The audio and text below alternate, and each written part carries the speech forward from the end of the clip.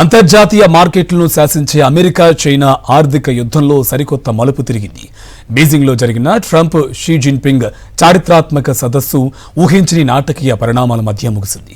ఒకవైపు ఇరు దేశాల మధ్య నెలకొన్న గూఢచర్య భయాలు, విమానాశ్రయంలో అమెరికా అధికారులు చైనా వస్తువులను చెత్తబుట్టలో పారేయడం సంచలనం సృష్టిస్తుంటే, మరోవైపు ప్రపంచ ఆర్థిక వ్యవస్థను కుదిపేస్తున్న టారిఫ్స్ వారిపై ఇరు దేశాలు ఒక కీలక ఒప్పందానికి వచ్చినట్టు తెలుస్తుంది. గత ఏడాది చైనా వస్తువులపై డొనాల్డ్ ట్రంప్ విధించిన 145% భారీ సుంకాలను సడలించే దిశగా అడుగులు పడ్డాయి. అదే సమయంలో చైనా కూడా అమెరికా నుంచి వందలాది బోయింగ్ విమానాలు, భారీగా వ్యవసాయ ఉత్పత్తులు కొనుగోలు చేసేందుకు అంగీకరించింది.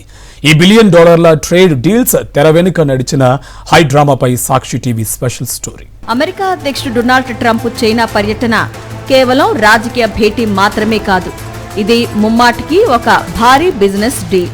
ట్రంప్తో పాటు వెళ్లిన Elon Musk, Tim Cook, Boeing సీఈఓలతో కూడిన హై ప్రొఫైల్ బిజినెస్ బృందం బీజింగ్లో చైనా అధికారులతో సుదీర్ఘ చర్చలు జరిపింది. గత కొంతకాలంగా అమెరికా చైనాల మధ్య వాణిజ్యం గణనీయంగా పడిపోవడంతో ఈ సదస్సు ద్వారా ఇరు దేశాల ఆర్థిక బంధాన్ని మళ్లీ పట్టాలెక్కించే ప్రయత్నం చేశారు. ఈ సదస్సులో భాగంగా చైనా భారీ వాణిజ్య కొనుగోళ్లకు గ్రీన్ సిగ్నల్ ఇచ్చింది. అమెరికా నుంచి దాదాపు 200 బోయింగ్ విమానాలను కొనుగోలు చేయడానికి చైనా అంగీకరించింది.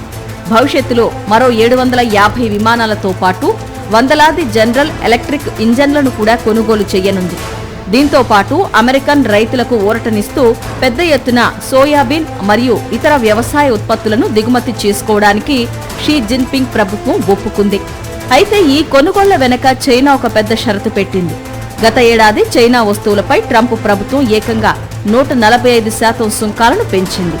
అయితే ఈ సుంకాలను ఏకపక్షంగా విధించే అధికారం అధ్యక్షుడికి లేదంటూ అమెరికా సుప్రీంకోర్టు ఇటీవలే తీర్పునిచ్చాయి.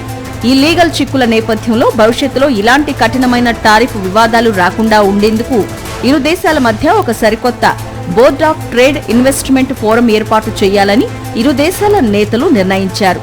దీని ద్వారా టారిఫ్ల వేడిని తగ్గించి సున్నితమైన టెక్నాలజీ మినహా మిగిలిన వ్యాపారాలను సజావుగా సాగించాలని భావిస్తున్నారు. ఒకవైపు $1 బిలియన్ ఆర్థిక ఒప్పందాలు కుదిరినప్పటికీ సదస్సు ముగింపులో చోటు చేసుకున్న నిఘా హై డ్రామా ప్రపంచాన్ని ఆశ్చర్యపరిచింది. తమ కమ్యూనికేషన్స్ డేటాను చైనా హ్యాక్ చేసే ప్రమాదం ఉందన్న భయంతో వైట్ హౌస్ అధికారులు చైనా ఇచ్చిన అధికారిక బ్యాడ్జీలు, వస్తువులను ఎయిర్ ఫోర్స్ 1 విమానం ఎక్కే ముందే ఎయిర్పోర్టు చెత్తబుట్టలో పారేయడం తీవ్ర సంచలనంగా మారింది.